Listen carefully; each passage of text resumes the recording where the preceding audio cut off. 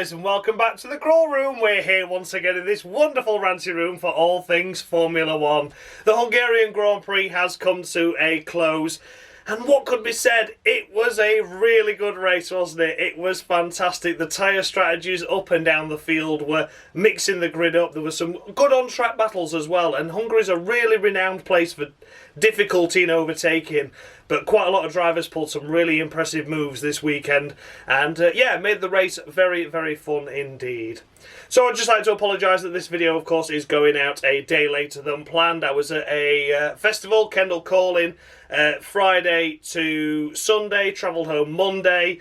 I've watched the race today, which is Monday, and now I'm recording this and then sending over to Dan, who's an absolute legend. Dan is editing this video for me like he did the last episode. Obviously, last episode I couldn't thank him for it because I didn't realise my laptop was going to shit itself. And it still shat. So, yeah, a massive thanks to Dan for helping me out. That video wouldn't have been out last week if it wasn't for him. And this video this week, even though it's a day late because of me being busy with life, it wouldn't have happened either. So he's literally saved this series, so a massive, massive thank you to him. So if you've never seen this series before, I award the drivers out of a maximum of 10 points based on their race weekend's performance, and I go all the way down to 0 if they have a particularly bad one. Look out for bonus points because they're sometimes on offer for those drivers that do something extra special during a race weekend, and I award minus points for those that do something extra special but for all the wrong reasons. So we're going to kick things off with the race winner, Max Verstappen, of course. A fantastic victory from qualifying in P10. It rarely happens around Hungary, doesn't it? Rarely happens. What could be said, though, it was the strategy that got him there.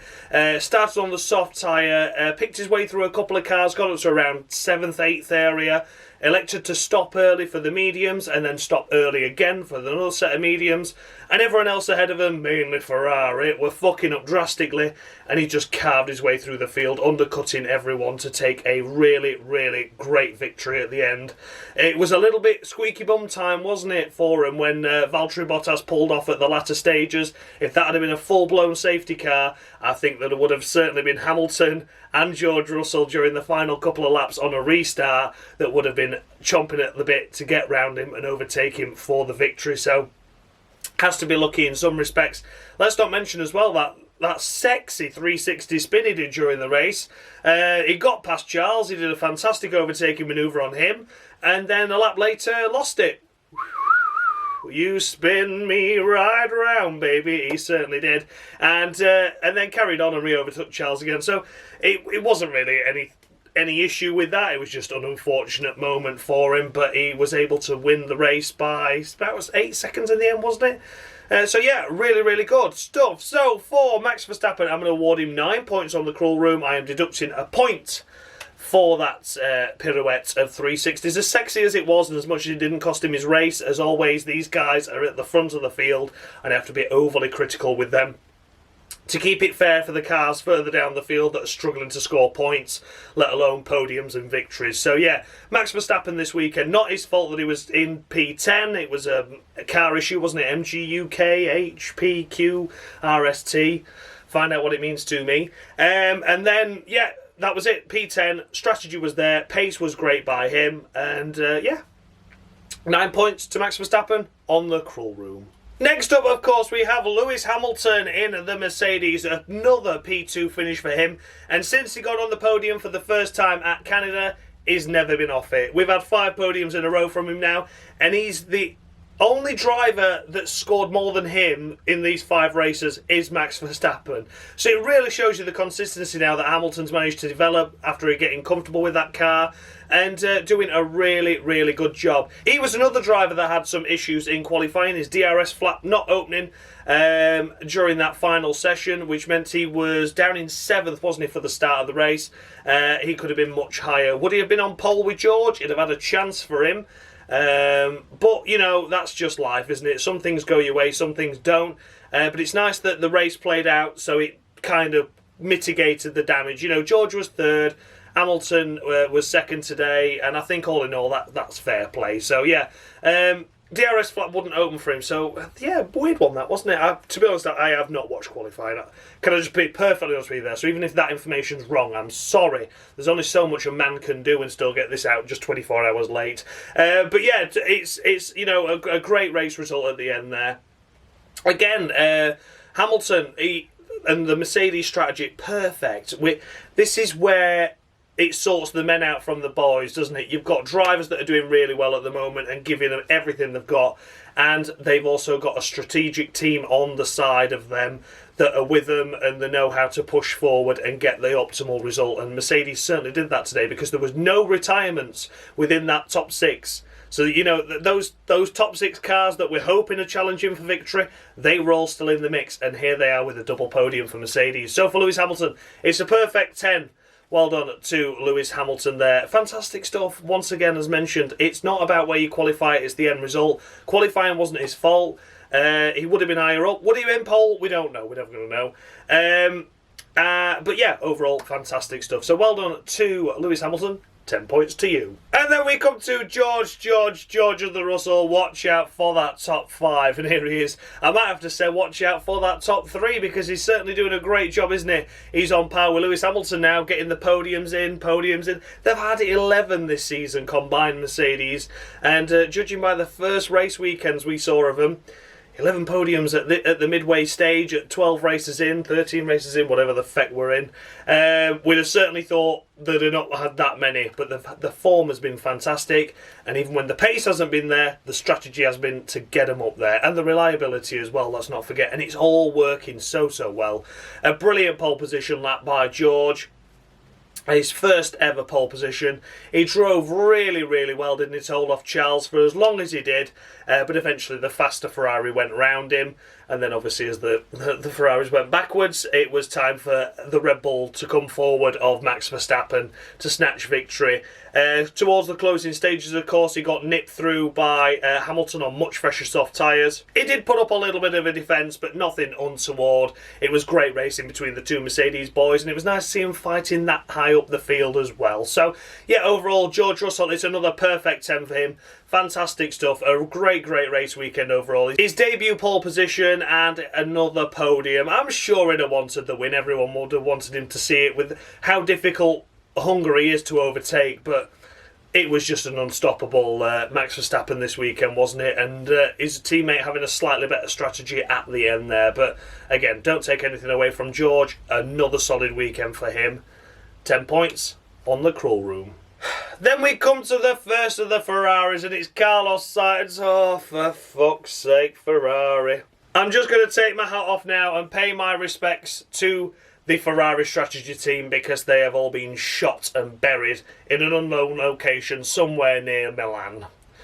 What a shame. What a shame. Yeah, what could be said for those? Absolute garbage. Again, the drivers didn't do anything wrong. P2, P3 qualifying. The pace was good at the start of the race for Sainz, and it all came undone in that strategy. They started on the mediums, then onto the mediums, then hemmed themselves into a corner. What do we go on? We're going to the hard tyres. What have we seen not work on the Alpines already? The hard tyres. Are we going to do it anyway? Yes, because we're Ferrari, and we like to fuck things up a little bit. And fuck things up they did do. What an absolute disaster class that was. So yeah, Ferrari, bottle jobs once again, really annoying me. But that doesn't take anything away from Carlos Sainz's race weekend because he deserved a podium this weekend. It wasn't his fault, he was missed out on. So a great qualifying overall. Carlos did all he could, and we award him 9 points. I'm going to award him 9 points. I think I was overly critical of Carlos last race, wasn't I? All the Ferraris in general, actually, because I was kind of knocking them points down for the Ferrari strategists, and I shouldn't do that, and I apologise. So yeah, 9 points to Carlos Sainz. A fantastic drive overall. Did all that he could to hold on to the podium positions, but in the end, the Ferrari strategy let him down once again. For fuck's sake. And then we come to Sergio Perez, and what shall we say about Sergio Perez? I'm going to actually say he was the weakest of the top 6 drivers this race weekend. He drove really well to get himself into contention and into play, But after the first round of pit stops, Max sent to go zooming off, and Sergio Perez lost a heap of time. He did have a slightly slow stop, but it wouldn't have warranted the massive gap that ended up being built between Max and Sergio. Of course, Sergio came out in a little bit of traffic, but Max was able to dispatch of all the traffic quickly. Sergio took a little bit more time. So yeah, disappointing race weekend for Sergio. He's finishing in P5, and that's only really as a result of Leclerc pitting towards the end. So yeah, it would have been a P6. He's qualified P11. So, you know, just a struggling weekend again. That's twice in a row we've seen it. And he's not been the best around Hungary in the past either, has he? So it just seems to be another off weekend by Perez. Never really looked in contention of the podium. Everyone else did. He didn't. So yeah, big shame for that. So it's just going to be middle of the road, 5 points to Sergio Perez. A bit of a forgetful race weekend once again, and ended up a full pit stop behind his teammate at one stage, didn't he? Max overtaking him on track before he pitted again. So yeah, strange one really. I'm sure there was some strategy in that for any late safety car calls, of course, but it didn't work out, and in the end, just an overall lack of pace. So yeah, 5 points to Sergio Perez. And then we come to la, oh, sha-la-la, oh, sacre bleu, oh no, what a shame. Sha-la-la once again gets Ferrari'd because we'll go medium, onto the hard tyre. You're losing pace, you're losing time, so what do? We'll just keep you out there to the point where we'll put you on soft tyres, but you can't do anything with those soft tyres because once again we've left it too late to correct a fuck up, and we end up fucking it up more. How can you doubly fuck up? How? Why? It's just unbelievable, isn't it? Charles was driving a great race and thoroughly deserved that win, and had he been put on the right strategy, he would have won it. It was ridiculous that once again he gets shafted by Ferrari. I don't fucking believe it. Oh my god. 80 points is the gap now. 80 chuffing points between Charles and Max. That's 3 wins, an 8th and a 10th. And then even then he's only tied. Or maybe... Oh god, do you know what? I can't even... it's just not possible, is it? It's just not possible. Oh my god, I thought we were on for a right title fight this year. I really did. I thought we were going to see them battling it out, and it was going to be frantic win after win, and it'd be swapping and changing. It was going to be like 2021. But instead what's happened is, yes, it's made it more fruitful, as we can now see. There's 3 teams in the mix there. Maybe not Mercedes just yet for a win, but they're there to picking up double genuine podiums now. So nothing to say after this summer break that they can't start winning races. But I wanted that from the start. I wanted Mercedes to win. I wanted Ferrari to win. I wanted Red Bull to win. But I didn't want it that they could all win, but we'd still have a runaway winner in the end because... Oh, what a shame. Oh dear. Anyway, yeah, that's me going on about Ferrari's far too much. Oh, Charles. I genuinely thought you were on for title this year. I thought you had a good shout of it, but that's gone by the by. I mean, we're never going to know, are we? We just need Max to explode a few times, or him to get crashed out of a race a few times, and then he still needs to not pick up any points, and Leclerc still needs to win, so Ferrari still don't need to fuck up. It's not happening, is it? It's not happening. Anyway, 9 points to Charles. I've talked about him far too long. Oh, Ferrari, though. For fuck's sake. I give up. And then we come to Lando Norris in the mighty McLaren. And the mighty McLaren came good because he finished best of the rest and the only driver not to be lapped apart from the top 6. So it's a little bit of something there for him. He'll take that, I'm sure. But overall, the main key factor was he needed to beat the Alpines, and he did indeed, didn't he? Finished ahead of both Alonso and Esteban Ocon. But because where those two's finish and where he finished, it actually causes no damage. McLaren make no inroad into Alpine make no inroad into them. So it's nil and void in a sense, but that's good because at least it means that they're not slipping away. Did all he could. P7 was all that was possible this weekend with the top 6 still finishing. So, yeah, it's got to be 10 points, hasn't it? It's got to be 10 points to Lando. And I know everyone's going to say, Jesus Christ, the British bias here once again. I can't believe those three are at the top either, to be honest with you. But yeah, anything can happen. You know, anything can happen. It only takes one silly error from them and they'll get a Palmer and that'll be that. So yeah, please don't come hating me in the comments. I genuinely don't mean for those to be in the top three. I can't help that they're doing so well. But yeah, for Lando Norris, he has done literally all he can do. Finish ahead of Alonso, finish ahead of Ocon, and kept his McLaren going and fighting in a good position after a really strong qualifying as well in P4. So yeah, 10 points to Lando Norris. And as mentioned, next up is Fernando Alonso, who will be switching to Aston Martin for a multi-year deal. I mean, Jesus Christ, this bloke's going to be in his 50s by the time he finishes. Where's he off to after Aston Martin does? Haas? Williams? Where's he going to keep going? He just doesn't seem to give up, the bloke, does he? Oh well, anyway, that's for another day. But Fernando Alonso did all he could this weekend. Fell short in the end in not being able to beat McLaren. Could that have been a result of his teammate, though? We'll come to him in a second. But I think so. I think he was impeded massively by his teammate. And could have potentially had a go at Lando had it not been for the time lost at the start and after Ocon came out of the pits and started squabbling. But that's just me personally. It'd have been nice to see what he could have done without his teammate in the way. But yeah, nonetheless, Fernando did all he could do. And yeah, for that reason, it's going to be 9 points on the Cruel Room to Fernando Alonso. Yeah. What more can I say? It was a solid weekend overall, really. The hard tyres clearly didn't work, but a lot of them tried it for some reason, but down in the mid-pack it seemed to just kind of mitigate everything because everyone went on them. So, you know, it kind of just it ebbed and flowed, didn't it? But overall, yeah. So, Fernando Alonso, 9 points on the Cruel Room. And then we come to Esteban Ocon.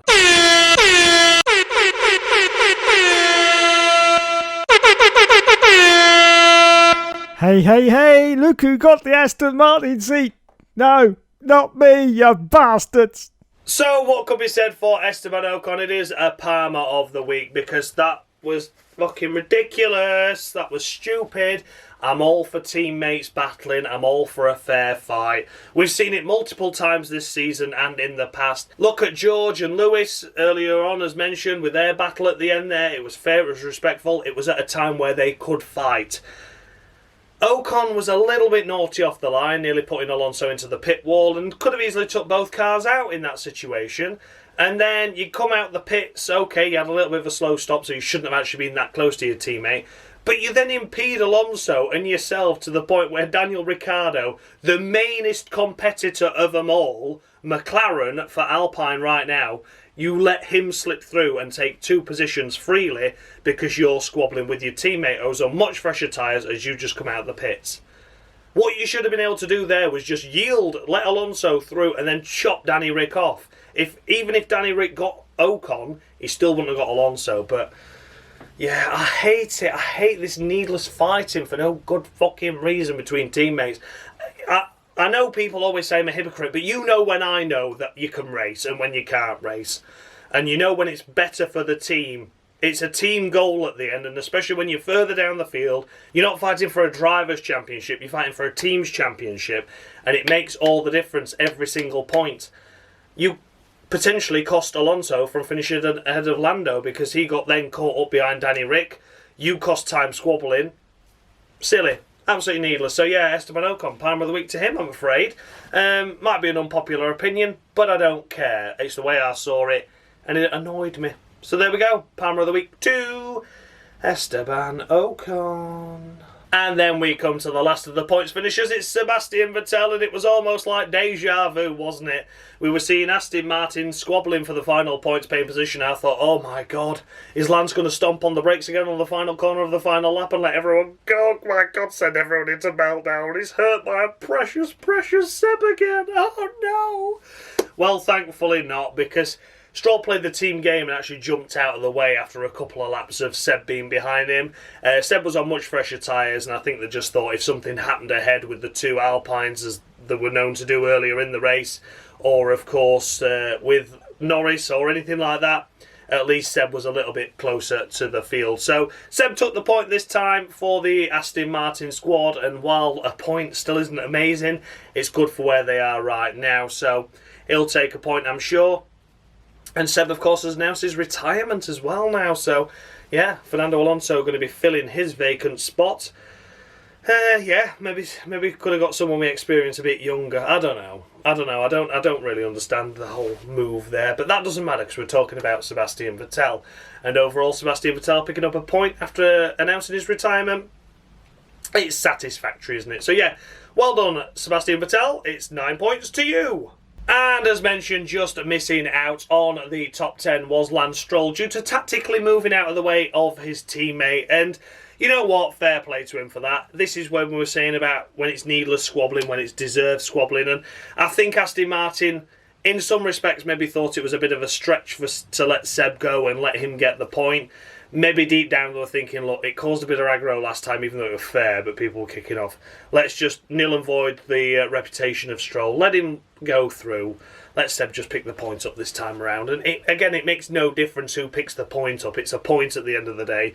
And when they're squabbling with the AlphaTauri and Haas, who scored none, that point's crucial. It doesn't matter who scores it. The point is a point, and they need it. So, yeah, this time it was Seb's turn to pick up that point. Lance had a great race, actually, and unfortunately, he wouldn't have been in that situation where he had to let Vettel through had he not been punted off by Riccardo. So, overall, I think Stroll had a strong race weekend this weekend. And I'm going to award him the same as Seb and give him 9 points. I think he's driven the best position it can be. Twice in 2 races we've seen him finish P10, P11 and minimal disruption ahead with retirement. So it clearly shows that that's where the cusp of the car is on pace, isn't it? 9th, 10th, 11th, 12th. That sort of area, that's all you're getting out of it as a maximum result. So the fact that they're on the cusp of that all the time, just be nice to see both of them in the points rather than just the one. But their time will come, and maybe some updates coming into the season break for Spa onwards. Could see them move up that little bit that they need to challenge the other teams, but we shall see. But for now, it's just 9 points to Lance Stroll. And then from here on in, I've got to be very, very honest with you. It is Pierre Gasly, but none of these did anything for me, and I wasn't really paying that much attention to them, so forgive me. I did fall asleep during the re-recording of me watching the race as well, so just forgive me on these ones. I might have got them completely wrong, something might have happened to them, but they were just all so meh. So they're going to get meh scores. So the first one to get a meh score is going to be Pierre Gasly. Pierre Gasly finishing P12, and once again AlphaTauri not scoring any points. I noticed he had a pit lane start, but he qualified last anyway, so they changed a load of components on the car because it was effectively free. I mean, P20, pit lane start, by the time you get to turn 1, you've caught up the back of the pack. So, you know, it made sense to do that. I don't know. I really don't know with Pierre. He's signed again for AlphaTauri. I think it's such a shit move that he's done that. And I think he's lost that spark and that fight and the drive, because there's clearly not a top team there for him, is there? Not a top team there for him now, unfortunately. And I think he signed too quickly, unless he just definitely knew that Riccardo was keeping the McLaren seat, because that's where I would have put him. So yeah, Pierre Gasly qualified 20th, moved up to 12th. In some respects, 8 places gained is a good effort, but it's not points, is it? It's not points. You can gain 9, you can finish 11th, you can finish P8 and get disqualified. It doesn't matter, does it? If you're not scoring points, you're not scoring points, and for that reason, it's just a middle of the row 5 to Pierre Gasly. It's a shame. I think he was he? I can't remember if he was champion or not last year, but he was certainly on the podium if he wasn't champion of the crawl room. And this year, he just really has fallen flat. So yeah, just a middle of the row 5 to Pierre Gasly. And next up, we come to Zhou Guanyu in the Alfa Romeo. And again, I know this is all probably hard tyre stuff, and I think if I remember rightly with the Alfa Romeos, they stopped out massively long on the mediums, then pitted for the hards, and then just stayed on the hard tyres, which is why they kind of tumbled down a little bit down the order, particularly Bottas as well, of course, but we'll get to him in a moment. So yeah, for Zhou Guanyu, it's just all a bit of a shame, isn't it? It's just... Alfa Romeo were doing Alfa Romeo things again now. It must be the Italian trait of just fucking it all up, because they were so strong at the start of this year. Last year, they couldn't score points to save their life. They could have been running 1-2 and they'd have crashed into each other last year because it was just so ridiculous how many points they lost out on last year. This year they started so strongly and it's just gone. It's just vanished into thin air and you're like, where have you gone? Where have you gone? You're just nowhere in a race now, and when you are somewhere it doesn't last long and you're nowhere again. So yeah, Zhou Guanyu, just 4 points on the crawl room to him. I don't think he made any progress from his qualifying. Was he 14th? Either way, no progress, no points. I can't award anything special for not scoring points, I'm afraid. So yeah, there we go. 4 points to Zhou Guanyu. And then we come to Mick Schumacher in the Haas, and it wasn't a great race weekend by Haas once again, was it? The circuit last year, or the year previous, wasn't it? Last year they were squabbling for a point but missed out. The year previous, K-Mag picked up a point, and that was like a miraculous thing. This year was very flat from them. They never really ran around in the top 10. They were the first to go for the hard tyres, so people should have known them not to go for the hard tyres, and then what did everyone else do? Copy. So, ridiculous, really. But yeah, I suppose Haas are in that tricky situation where not many updates are coming, and they've just got to try and out-strategise to gain places, and sometimes it's worked, but often it hasn't, and this was another hasn't. Finishing P14 for Mick, nothing special, is it? It's nothing great, nothing terrible, can't criticise him, but I can't praise him either. So it's just the middle of the road. 5 points to Mick Schumacher. And next up it is Daniel Ricciardo.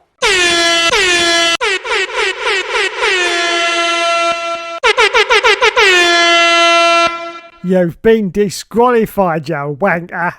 Yes, I'm afraid so. Daniel Ricciardo is a gonzo on the crawl room. He has survived a few races now on the final warning, but here he can survive no more. He has been disqualified from the crawl room, and I've already seen people trying to sway me in the comments when I said everyone that this was going to be a day late, and people were going, oh, please don't disqualify Danny Rick, it was the tyre strategy, they put him on the hard tyres. Lando Norris finished 7th on the hard tyres, and he didn't take out an Aston Martin either, did he? So, you know, I've got to be cruel to be kind. In fact, I'm not being cruel to be kind. I don't know why I keep saying that. I am cruel to be cruel because it's the crawl room.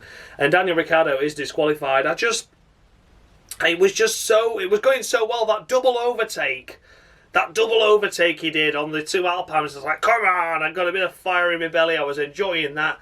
That was a good overtake at a circuit that's difficult to overtake. He capitalised on the Alpine squabbling. And then it did all go wrong after the pit stops, and I admit that. I admit that it was the hard tyres as to why he tumbled down the order. But Lando didn't tumble down the order with the same car. Right? That's the issue with me. And Lando didn't hit another car. He didn't pick up a 5-second penalty for needlessly ramming into the side of an Aston Martin. That's all Ricciardo's doing. The strategy only damages you so much. You know, if your other car stays up there, the other one tumbles back, it's got to be the driver at some point in that, hasn't it?